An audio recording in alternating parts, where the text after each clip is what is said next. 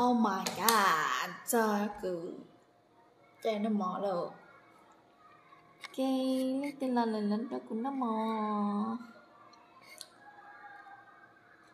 Dạ nóใช้nóชูnóมอโอเค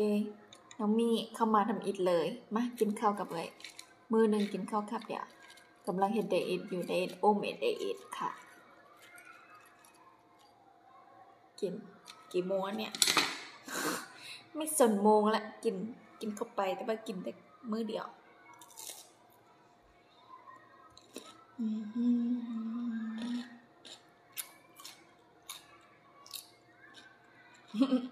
ตอนนี้กินเยอะมากในเอพลสินันโตต้าอันที่ไหนที่พวกไก่ติ๊กไก่เปล่าตูเจปะถูออตูđi tự cho chào nói ha cho ha chào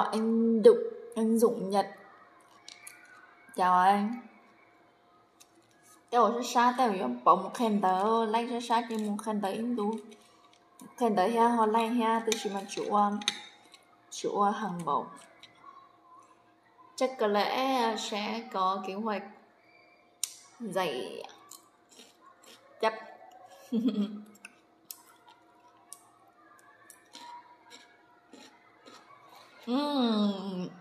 yummy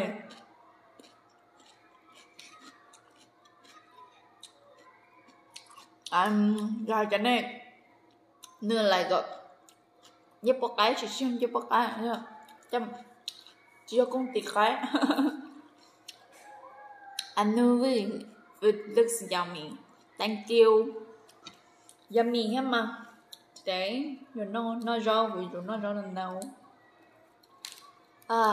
dòng inu lại nóตาแต่งโนđể trâu hàng lì oh my gosh พันอย่างนี้นะกินอย่างนี้แล้วก็มีอันนี้ด้วยมั่วกดซอ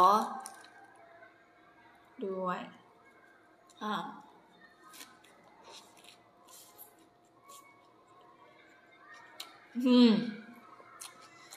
cho con nó có ăn rồi dạ mấy con thì nó có năm đầu thôi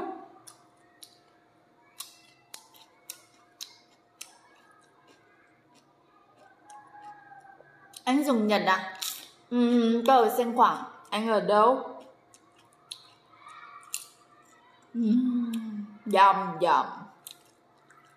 nó là chỉ muốn like nên là nhớ chuyện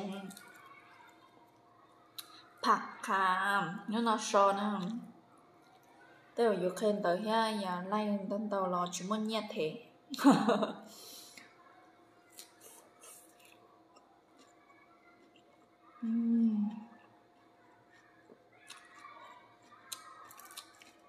เดี๋ยวบอกว่าอันนี้ก็บอกแม่เขามันจังไดก็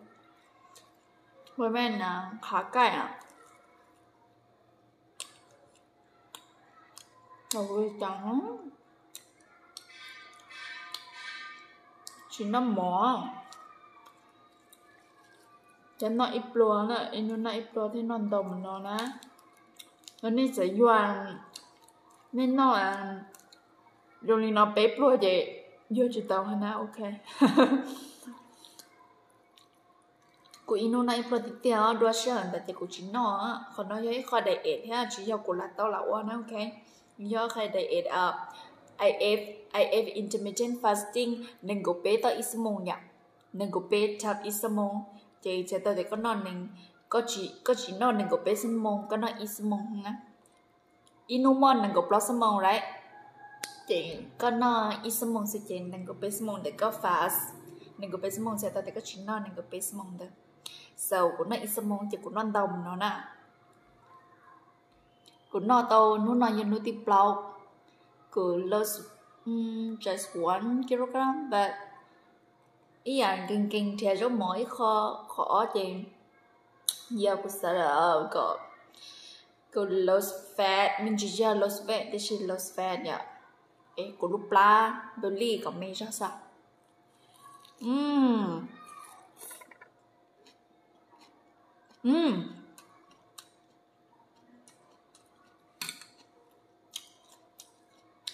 Anh cũng ở Sơn Hòa, có ở bạn Quân Xuân Sai ở gần chợ là bên nó mọt cao nó đau rồi chào thì tê giờ của sao tê cũng lúc không ta cũng mà nó đó chứ mà ok nó cao không mà vì tao cũng có trái plan hình gì nha mình nói cho tao tệ cái kho rau mò đấy à hào đen có sơ so อ้วนตอนเตาเด็กกูอ้วนตอนเตาเด็กกูได้เคยยองแบบ16/8นอกยี่ชั่วโมงยองกูเจ้าชั่วโมงอย่าง Hi sister Winnie Chang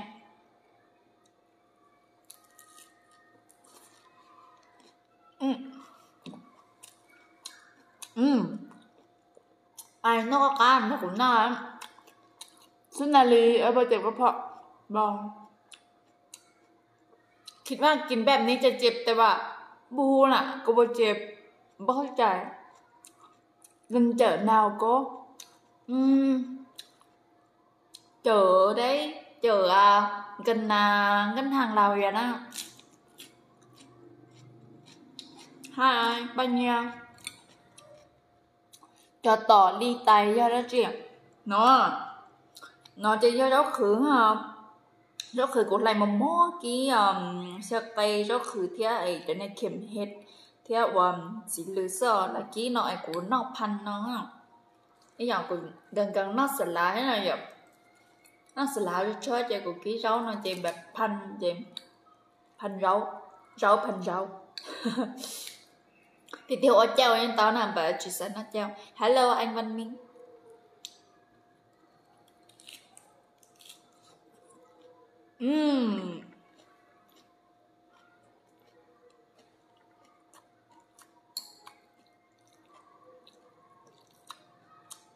nó ta cho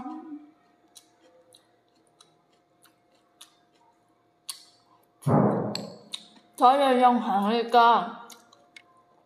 tràn đầy mùi hoa món cho lắm dạ của chú ta liều qua là nhá xinh xinh sao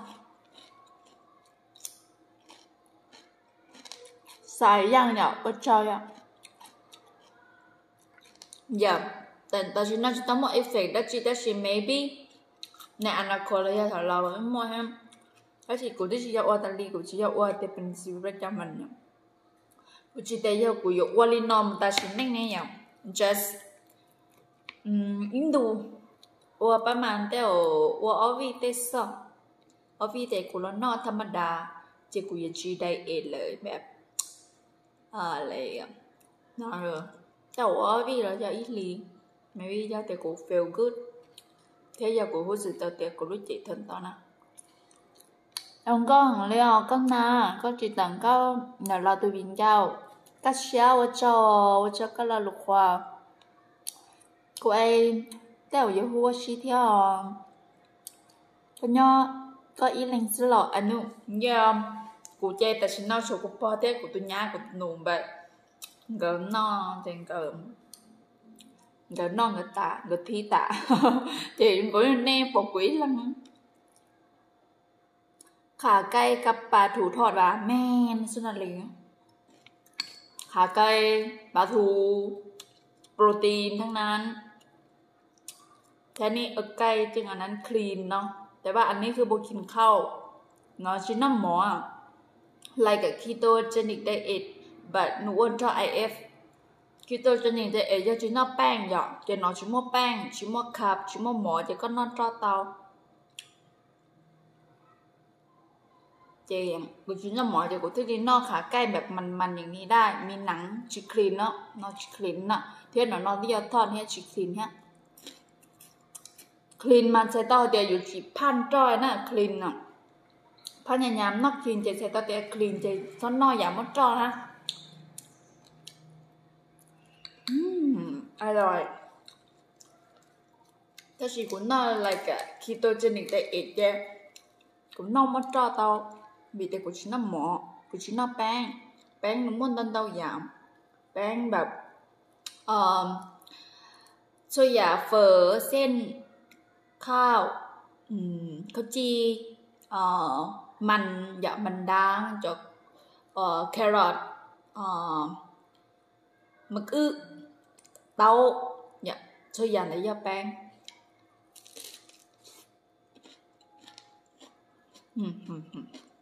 cho cũng ngon ít sâm mông cho cũng ngon ít sâm mông nói sâm mông tàn mà lên mù xa khổng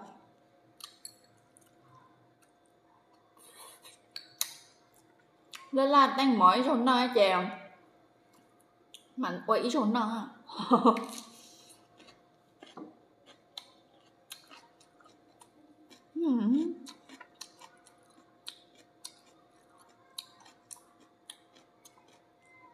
ăn bánh minh bà nhăn non ơi bán nhằng mà ai thế là thả cho khỏi đây ít rồi đi trảให้ยัวtừ mọi vị thì cái bát sẻ hả nó nên nó đi trả nên thấyยัวใครcủa hát hếtจังใดจังจอยวิธีแบบว่าบ่ทรมานเขาจิตซะทรมานแต่สิnên cho tao á xe của báo hàng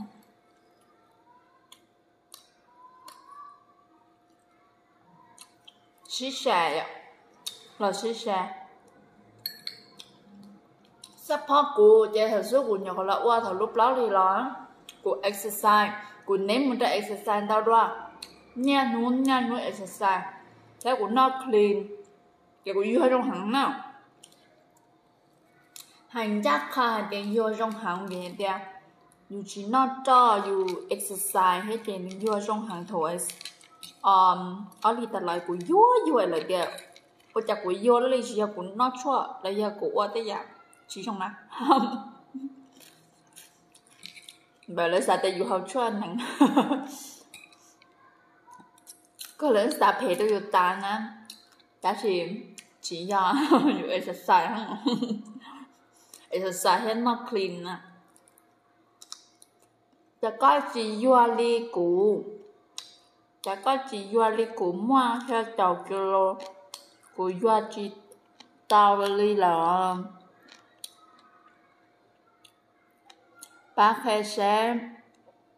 ยัวจะที่ยัวใช่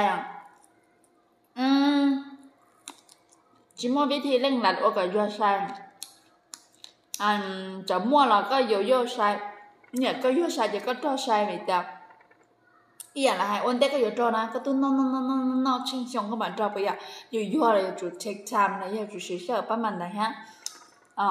như chúng ta thằng là cái dù emแบบกอดถาวรem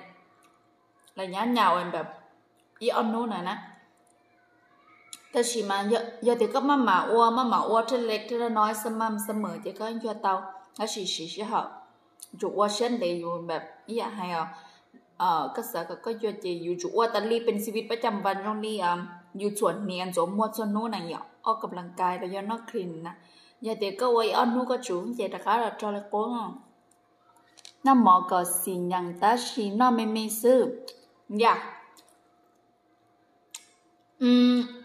แต่ว่าเราก้าวน้อchỉ cho cuộc sống sựว่าnên một sáng YouTube tao nào ok mua ôm mệt chạy ế nào ôm mệt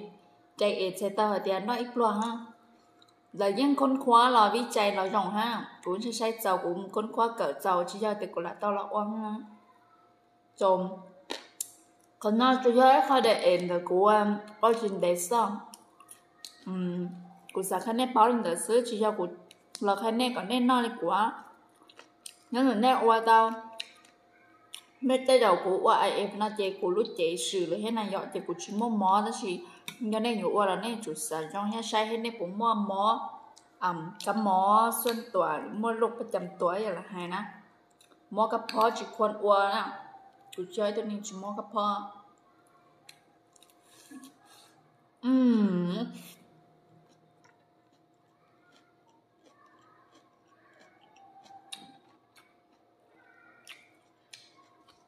Jessica Tom có chuyện đó có family nhỏ lắm nhỏ có hay mà của fan của nhá của chị một nhỏ bạn trẻ bé mẹ lúc bằng chuyện nhá đẻ gồm nó cho cụ bò ha cho cụ tụi nó hết cụ tì nhá theo cụ tụ niece cụ tụ làm bé nhỏ trẻ xong trẻ lớn cụ chính cho là năm mồi cụ mà lâu của nó nhớ nó nha ai bê cái gì tao bự là bê có ta tỏ rung cao sơ我找谁呀？我找有吗？有学到你学生混到了这边嘛，你那ไป一时之中嘛，但是你要么你找是一时开，有主要我个有 healthy so，你对着管只是个有啊冇哈，就是个 skinny 冇bạn是个 healthy ha，nó tôi có gì đó tốt toàn thì nó nhớ nó stay được, assistant Jessica, tôi chỉ tên nó phải là nào, đã hiểu của chị ta bán thật được, I don't know when, sister my chồng, my customer, nhớ là mà nhận luôn, khó biết do chị tao là chị, tự do mò cáp po, học chưa mà, mò cáp po chỉ dùng nhà của nó, của anh chắc khá recommend đó nên sao oi của nào. So nên nóแบบนี่นอตัวตัวเดี๋ยวนี่รู้สึกใช้ใจนอซะนะแต่ชีซ้อนนอดันดาวเที่ยวซ้อนนอจิตจังอยู่มอกับพ่อมาซ้อนนอจีซ้อนนอใจตัวใหญ่อยู่แต่กูใจจีมอปลามอกับพ่อเจียวกูสุขภาพกูรงให้จีกูที่ลิงนอเตานอเที่ย用chỉ tàu đấy là yeah vấn đi thao nhau rồi có chỉ tao được gì là của vô là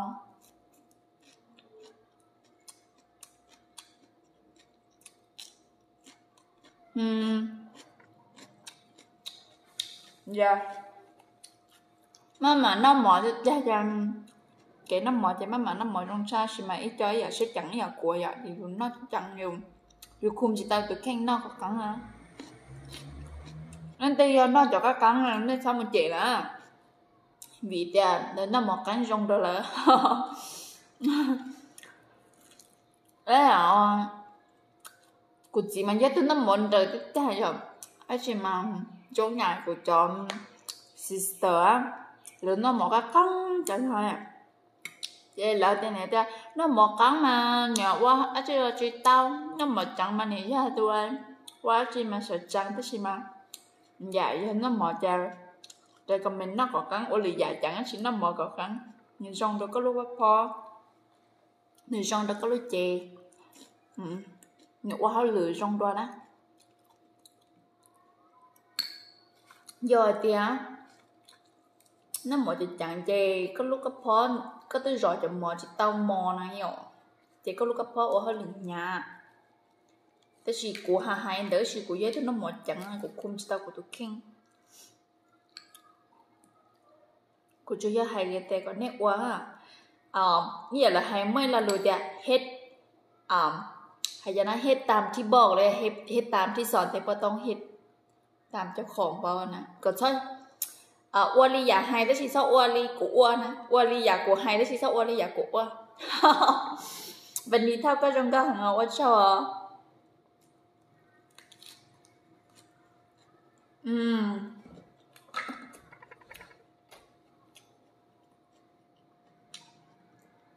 nó nằm chỉ muốn like sợ hả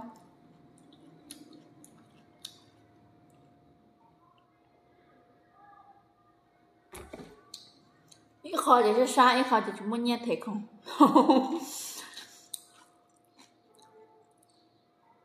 cho nhỏ họ lưu bầu mẹ coi giờ đã chiều chỉ cao lắm sister giờ rau sao mình giờ cho rau khử này chỉ bỏ luôn mình cài cha my cabbage rau khử thêm dễ cho mushroom cần dễ mì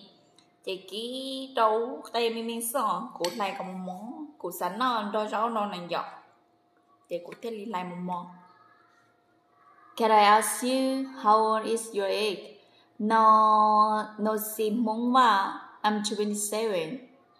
cũng nên tôi sao buổi chiều mót lá thầu tư chị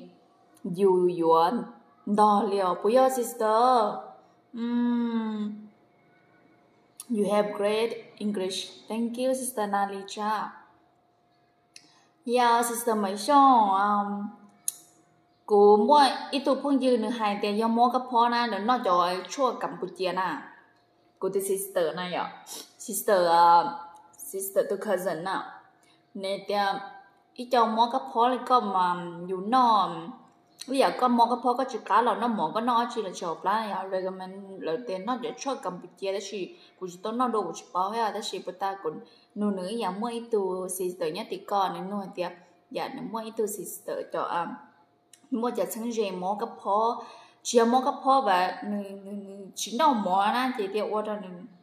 chỉ cho cá là na chỉ nên sản nô của sếp cũng mua cho cá lò nè sister cái trò chỉ tất sao của lò người giàu của cơ của chỉ và có ta bây giờ sister mới xong trong sao à học có trong sao à sao có sao na cái nhóm khó tiêu này lâu của nhóm xiên khoảng cái nhóm lùng ba mới giỏi bỏ LPB are you married yes I'm married Chang Nancy yeah.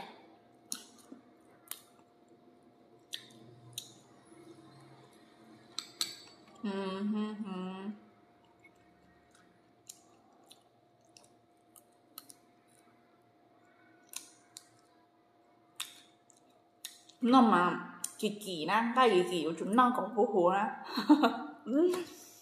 ta chỉ tu bắt chân chế na chỉ chơi trong nó cũng chỉ chơi nhớ nó đó hồ bạch thù hay khi mà giờ lười ăn chế của nó cơ đó hồ nào I don't know why but nhưng có bạch thù là cả na đó hồ nào của nó là giá chế ha I'm outside I'm out since you married bây giờ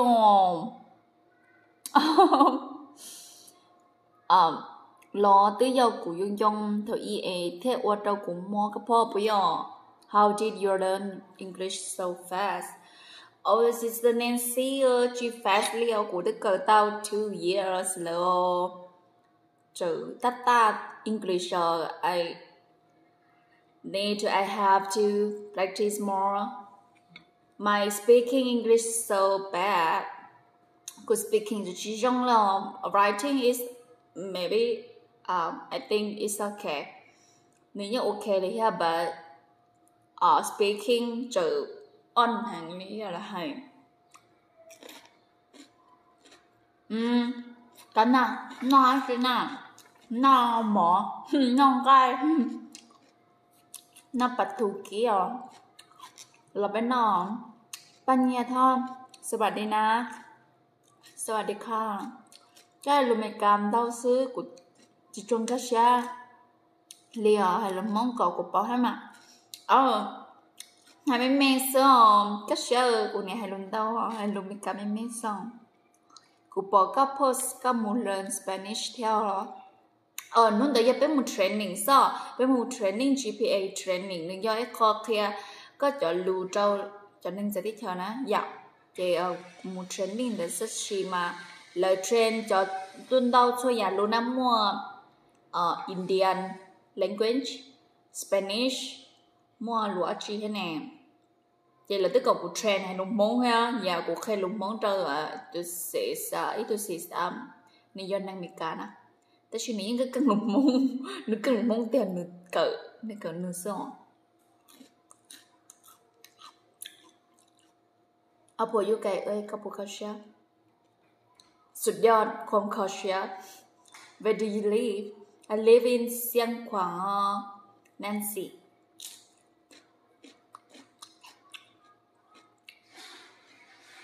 อย่าน่าจะด้านหรือจะจบเรียนจบด้านอะไรคะ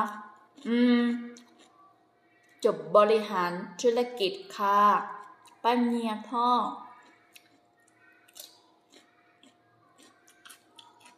แต่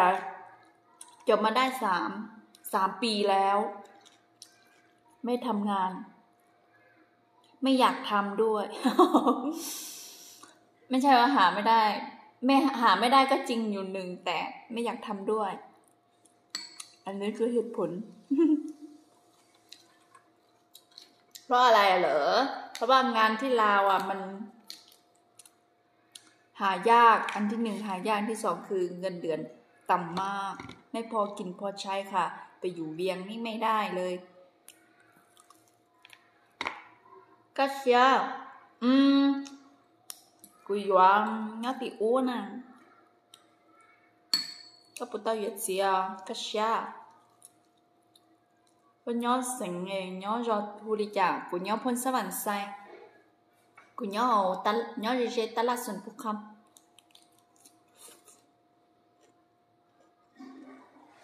coconut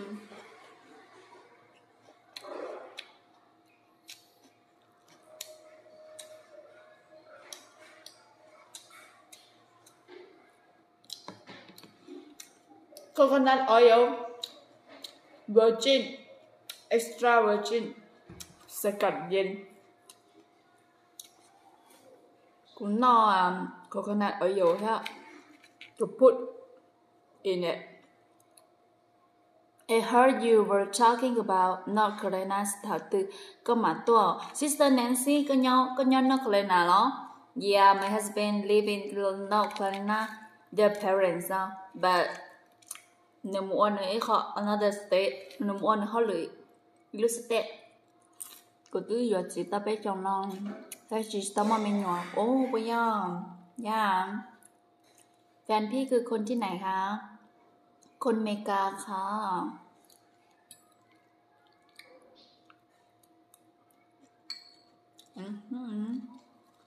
โอเคแต่เรานี่ยังไม่เสด็จน้ำดีเลยนะเธอทำไมเธอทำอย่างนี้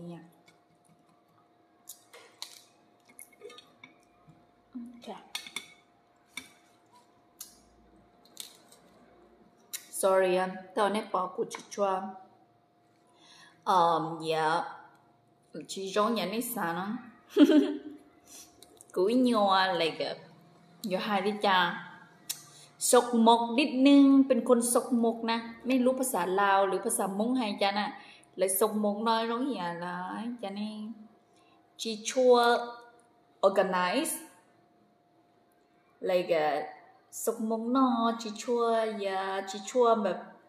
จีชัว clean like จีชัวแบบแต่นั้นนอแบบบันเนาจีชัวแบบ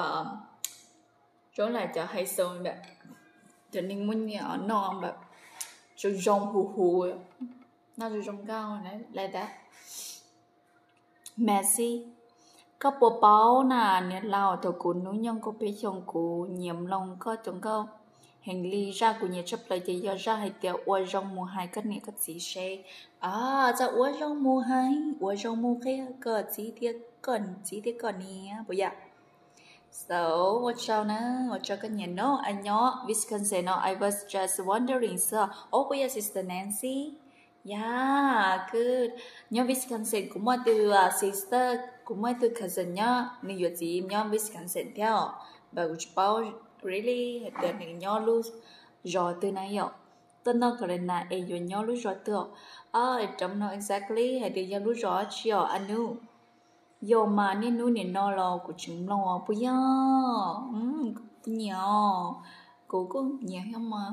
chân đời nào qua trong một hai giờ bà cho bé cho xong đời của thầu của cô có chi phiếu tới của nhiều mà cha vậy bà nâng nhẹ chống tiếp tiền họ cho bé cho xong lên từ lời những hay chân đời chưa bé cho xong bé cho nu cho hay tiền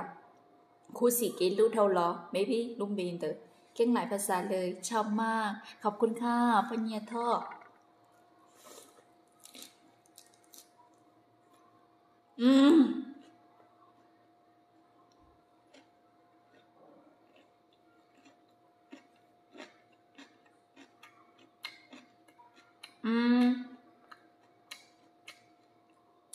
Darling, everyone curious my husband alive, yeah.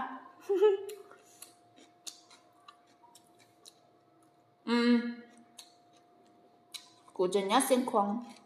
Cụ nhớ xin khoan nhớ chơi ta là tôi husband tôi chỉ cho nhớ thì uống.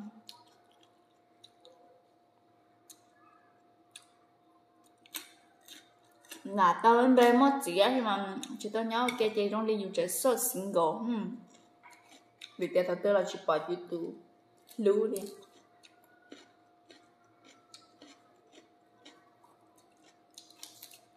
我lưu nên khó xa khóa.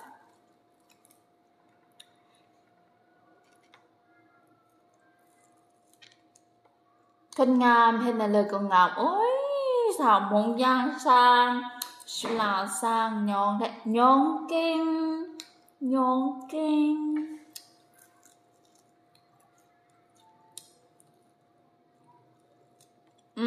Sushi xong. Thực ra chị có chỉ thằng khăn nhòa hay mà. Because tao nó trống lên đời cái không. Rồi rong lại gần ý là nếu bó là lọ ôn tao sức khai. Xin nhà trong tao sức khai tao số chạm như sự sợ ta. Giờ lại gần. Giờ thì chỉ tao tiêu là cả lìa như muốn nhẹ. Giờ thì thổ cơ giờ tiền tao nó bà ư yên xin nhà tiêu hâm. Chứ thảo xong chị. Giờ trời tiêu. Example, tôi yang là tiền chỉ lấy là những người đã có lo chỉ dùa rồi nè. So, chỉ tao thấy cái vấn đề thì dùa hơn thế. Tôi chỉ mà những nhiều dùa thế. Những dùa thì cho nó chỉ những 100% mà. Những 100 thì muốn gì nữa nào mà. When will you sing with Sister Chaka again? I don't know. Because Chaka live in Vientiane capital and I live here, so I don't know when will we can sing together again. Maybe buổi tối tiệc còn tên cao là dân mua chẳng cao là ôm bị tiền mua luôn không ăn cao thì anh cứ ôm can make music, so but còn nước uống thì tôi cũng một viên chế ướm một bao cái gì còn nước uống tôi cũng xấu nhá nên chế so tôi mới sợ cũng bay viên chế cho lý một hồ cái sự. I'm a big fan of you and Chaka. Thầu cũng mua bloody song của nhị album what wow what you want một giờ cho thầu next read up with your sister Nancy, thank you very much. Rồi có tao sai thì có nhớ nào ok.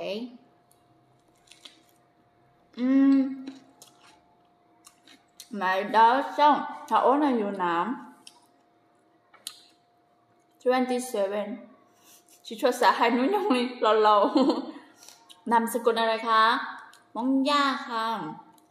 เส้นย่างเหรอ Chọc của spell Thái liên quan bây giờ. Có hạt lực thấy chọc bây giờ ha.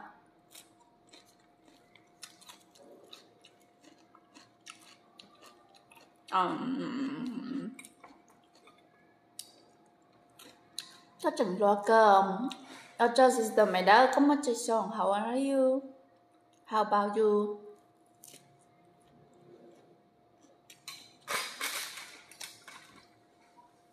No. No.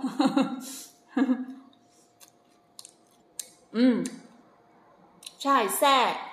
Đồ thay là cái xe yang. Chai. Là chị hayสั่งlà xe hay đồ thay không? I forgot. Chính cho cả. Tôi sister đi nhé thì có ha. Sister bánh nhà thôi. Dạ. พี่สาวอยู่ที่ไทยนะอยู่เชียงรายด้วยพี่สาวแต่my lesson I'm 26 years old. I have always listened to you and Chaka since when you're born. Wow. Yeah, sister mày đâu không? You're as well as sister Nancy. Like sister Nancy, so yeah, của hai bị tên Chaka ở to the first child singer nào vậy? Chị chắc rồi mình bao cái trong mình chị hả mà? Hay do cơ mà? How far do you live for Long Bang? Yeah, it's kind of far. one day take one day far mù giờ mù sẽ ở đây one day mù inu dù lo inu chỉ cho nó à xiên khoảng đâu lủng ba bà rê đua xiên khoảng đâu Viêng Chănอยู่เชียงรายเหรอป้าเนียนะพี่สาวอยู่เชียงรายนะอยู่ใกล้ภูชีฟ้า We miss you Angelica so much I will be waiting for you Angelica to sing again Really Thank you Nhà em nhà ở mình là thế hoặc là sao chị thà waiting for chị đó cho tỏ chị li hoặc cái hàng nhạc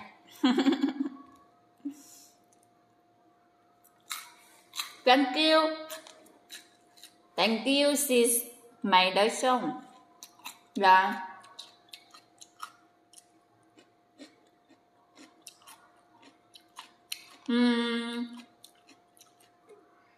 thầu của cần nhớ UVC đi là nhớ là at Việt Nam của chị chua post theo của chị chua là tờ nó nhỏ so thầu của cần tờ chê của chị quảng cáo là chê thầu của trong cao thầu của lọ nè hai tiền ở trong một hai thầu tờ cho của nhau grade nào 12 grade của chị dùng 11 mà chê của chị tao tờ ta chê cũng chỉ cho tờ home online social media chẳng chỉ chúng mình cho các cụ hết chỉ chúng mình bỏ cụ hàng na Have you Angelica released an album before you come to the US? Maybe. Tới đầu Sister Nancy tới đầu cô dỗ one day because the bảo đều đầu tư mà lấy tất có thể tới đầu chấm have time or maybe chỉ cho album là ítอดเก้าพี่สาวพี่ชื่ออะไรคะพูดไทยเก่งมากพี่สาวค่ะคอมเมนต์อยู่กล้องใต้คอมเมนต์พี่เลยเมย์ย่างเสียงขวางอันนั้นคือพี่สาวแต้ไม่นะพูดไทยไม่ค่อยเก่งแต่ก็พูดไม่ค่อยเก่งแต่รักหมดใจ How many sisters and brothers do you have? I have 2 brothers and 3 sisters. And 2 sisters. Chị mà lý do của bé điện giáo. Sao cũng có tên nụ. Của giờ tụi mình nhớ thì I'm the second child in my family. Của giờ tụi mình nhớ thì So của tụi sister ta chơi cụ chơi mà của tụi brother chơi mà tụi sister chơi mà đã tụi youngest brother.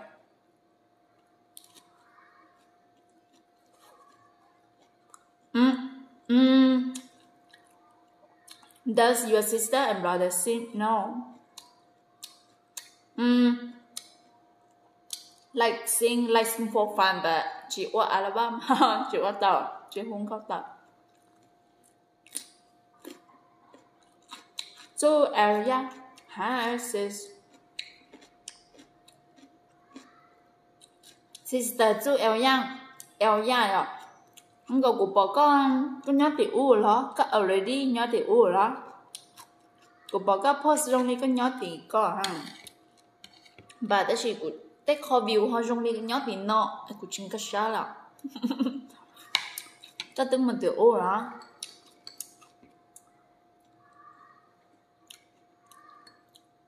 Oh my god Cô non đau thọ Cô tức chồng nó tại ít tu chứ Cái là Nó ít tu mất tụi nó cho nhà hả Chỉ sao có trâu thầu nhỏ ha Nó cóพอดีอิ่มแล้วก็พอค่ะไม่ต้องอิ่มมากเกินไปนะเดี๋ยวป่วยนี่หายแดงเถาใช้ปลาเถาใช้ปลาให้เถาโจปลาเถาติดทรมานใช่thầu chơi pla hàng theo thầu cho plug hẳn nói sao chẳng không feeling thầu cho plug hẳn theo thầu cho plug hẳn thầu tư thầu làm mạnh cha Sister, can you please show us your house and outside? Oh my god. Chấm hoa chi trong sister. My dog is cụ chàng bé sẽ mê chấm hoa sao? Chị tao mua lo. Chứ ăn của sao? Bây giờ cũng bỏ cái post nhớ tiền đâu hả nhộng? Chắc sự cũng bỏ cấp thay có một view là khá nhớ tới dòng lờ. Của theo Hải Liên. Good night all. Lo Shine, good afternoon to you. Lo Shine, good afternoon to you. It was fun talking to you and getting to know you. It lasts for us. Okay, thank you, Sister Nancy. Good night, na. Good night, Sister Nancy. See you.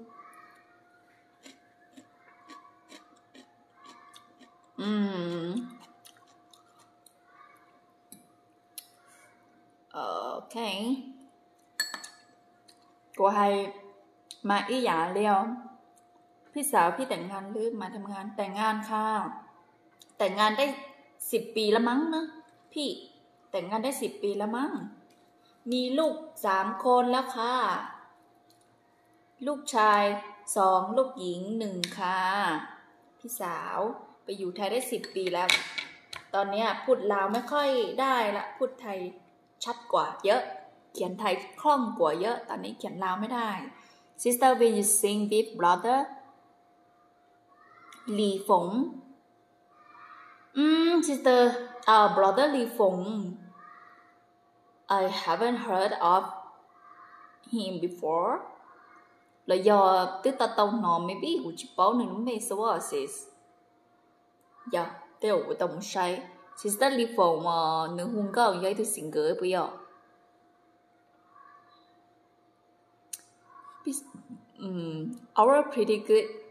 You are pretty good in English. How long have you been studying it for? I'm studying English for just 2 years seriously. Thầu của lo cờ English tít seriously doแบบมันแบบตั้งใจเจย่อชงนอเสื้อแบบมีแต่มุกโควิดเจเลยรู้สึกเชิญนึงเกิดขี้เดี๋ยวกูก็จะไปแบบตัลลีแค่นะ11 ปีแล้วค่ะโอ้จริงเหรอนึกว่า10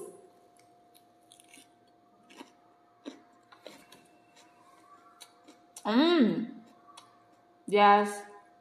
he is a singer he sing with Mai Tho and Bin ba right really cha của chị tao nó là cho Lý Phụng mà lên một sai hả chứ eo ya ya cơ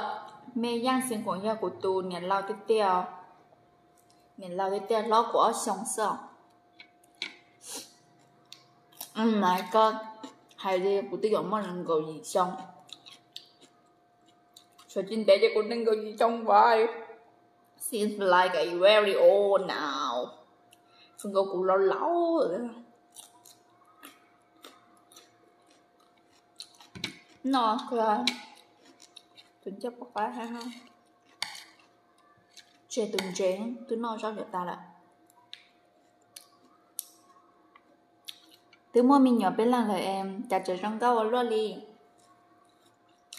dạ my sister trong câu ha chị gì ha giờ của nó cũng mua mình nhỏ dành nên chơi tại vì nó của chị trong ly nữa nữa I think when I go to USA, I will be fat because have a lot of food. Trâu của xa, trâu của non là nó mới cho caca xin má, especially Medano. Yeah, right? Medano, I heard about it. I did very. Delicious or yummy. Sister mày đó có sữa rồi à, right? của hai dâu bây giờ. Are you planning to come live in the United States, or you want to come live in United States? Liebe Sister Pajong, because my husband is there. Nothing.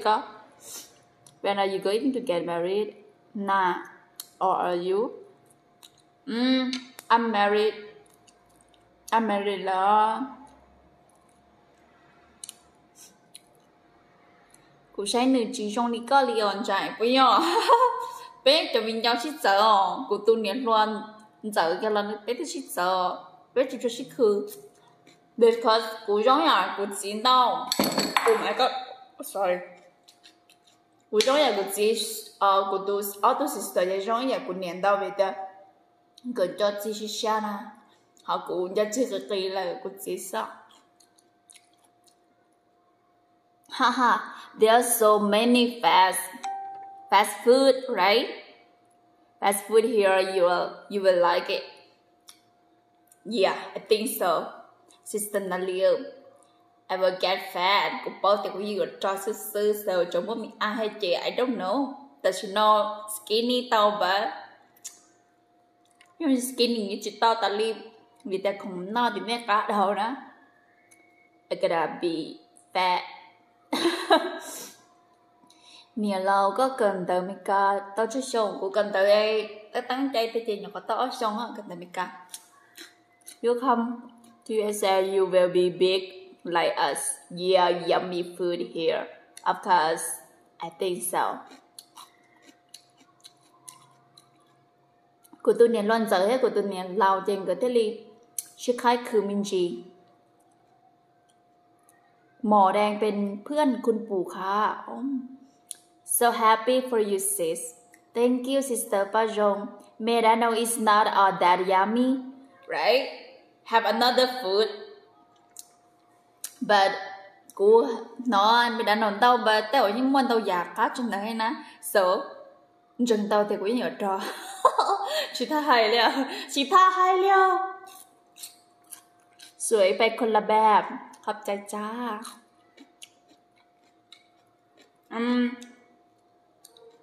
Sister Pajong, your husband live in what state? North Carolina. Cô hai bây giờ North Carolina. I don't know how to pronunciation, but nhà dò. Do you have kids? No, not yet. Haha, don't worry, bé cho nhà chị nó chị cho ta rồi. Yeah, but là tiệc của trò của trong đôi chị just it's okay. Đã hơn cho vô chỉ chứng kiến bộ khó tiệc không? Nhá hay cho nó. Okay. Wow, nhá hay cho này nhá chị nhớ rồi.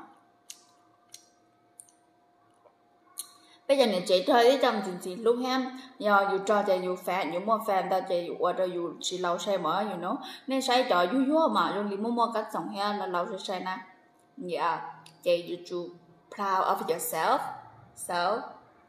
you don't be sad so chỉ cho tôi share cái you cho because you cho chị you lúa đó you think nếu bữa sáng đấy ha mù chị cho nó các thiết cho chị đó trò vậy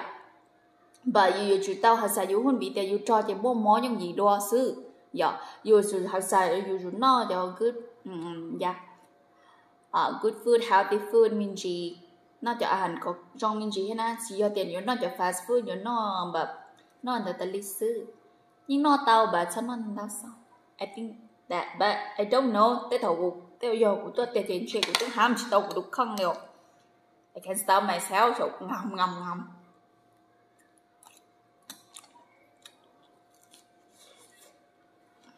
Your husband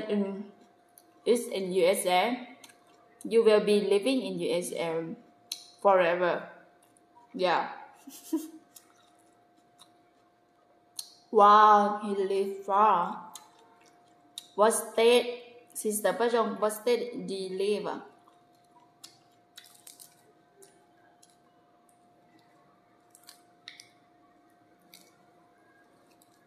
Oh my god, trời rong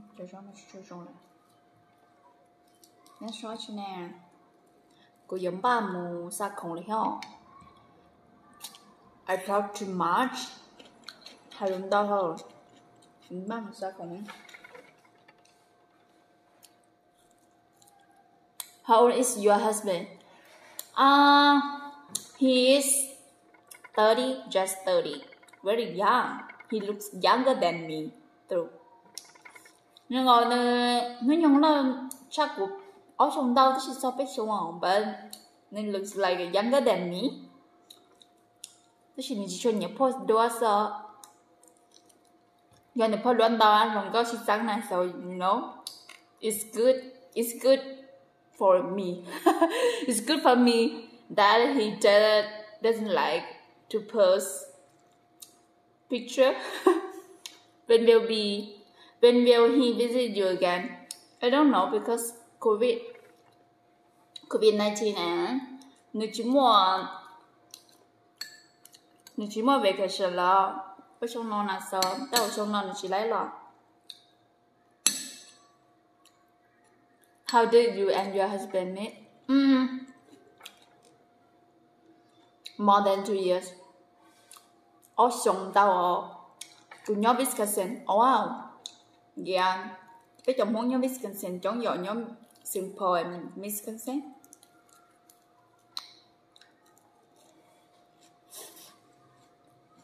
Don't share about your sister. Chứ trong với nhau là cuộc bài của tất cả tính này thì của chị lộn lì là của chị đợt điều.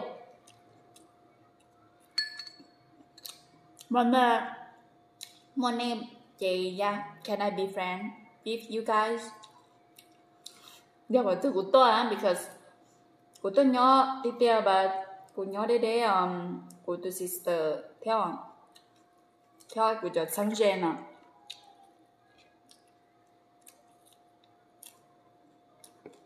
Now I don't know. Did you meet your husband there or on Facebook? No, just on Facebook first, and after that, after 4 months, he come visit me, meet me. Nên lo nó sẽ thả nó báo lì sẽ nên lo sai cô, and just get married. Sinh nhà chị ok. Không gì sao? So easy. So I talk about my story. Có hay trong story không? Yeah, it's not a chọn nhà làความลับอีกต่อไป Yes ยอมมาต้อนรับไปnhỏ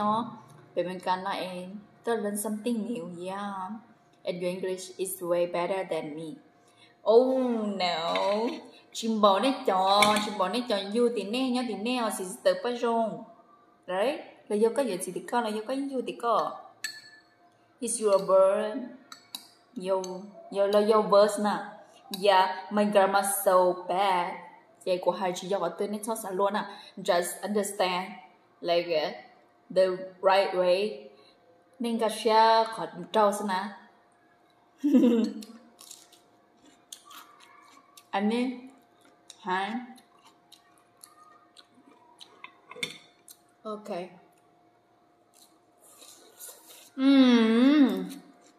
Yeah,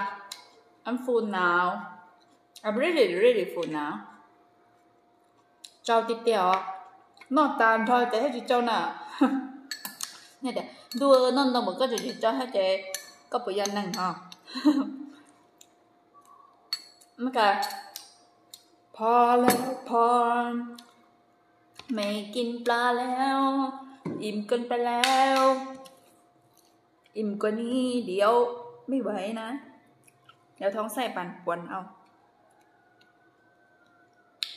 So let's clean it and go to shipping. Đâu cho sister. How old are you? Rau thơ. I'm 27. Nâng cổ chào của top bếp. của tôi bị mình cả nó thầu của mua gì xong wow tôi có xong lời bạn mình English still not good as yours no nè dạเป็นตอนแต่ก็เกินแต่เราไม่กล้าที่ก็มองอย่าอะไรก็ environment ก็เดิมแบบว่าเวลล้อมตรงก็เดิมเราจะไม่มีการถ่ายก็ your English better ก็ good okay ตา